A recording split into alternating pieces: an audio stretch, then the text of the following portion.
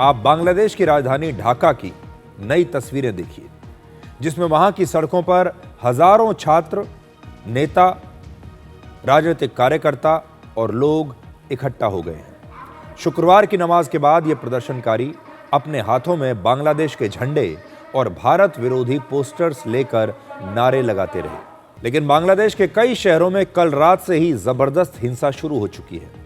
छात्रों की भीड़ ने बांग्लादेश की राजधानी ढाका सहित चटगांव और राजशाही जैसे इलाकों के साथ साथ कई और स्थानों पर विरोध प्रदर्शन किए हैं, तोड़फोड़ की है और आगजनी की है। और कल रात करीब 10 बजे उस्मान हादी की मौत की खबर मिलने के बाद से बांग्लादेश में ये हिंसा शुरू हुई, जिसके बाद वहाँ के युवाओं ने और प्रदर्शनकारियों ने बांग्लादेश के 2 बड़े अखबारों के दफ्तरों में भी आग लगा दी।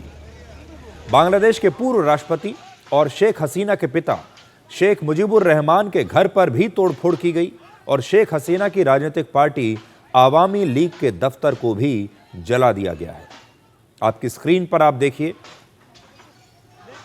कहां कहां पर कैसे ये आगजनी हो रही है, हिंसा हो रही है और आप कह सकते हैं कि बांग्लादेश इस समय जल रहा है। इसके अलावा बांग्लादेश की सबसे पुरानी सांस्कृतिक संस्थाओं में से एक की इमारत में भी तोड़फोड़ करके आग लगा दी गई और इस संस्था का नाम है छाया नट। यानी बांग्लादेश में संस्कृति, मीडिया और इतिहास तीनों पर एक साथ हमले हो रहे हैं। मतलब साफ है कि ये नेता, ये कार्यकर्ता, ये युवा अपने नेता की मौत पर सिर्फ एक विरोध प्रदर्शन नहीं कर रहे, बल्कि जानबूझकर बांग्लादेश के अलग अलग शहरों में हिंसा फैलाकर अपना शक्ति प्रदर्शन करने की भी कोशिश की जा रही है। बांग्लादेश की अंतरिम सरकार के प्रमुख मोहम्मद यूनुस ने कल रात अपने देश की जनता को संबोधित किया और उन्हें समझाने की बड़ी कोशिश की। हालांकि इस अपील के बाद भी वहां पर हिंसा रुकी नहीं।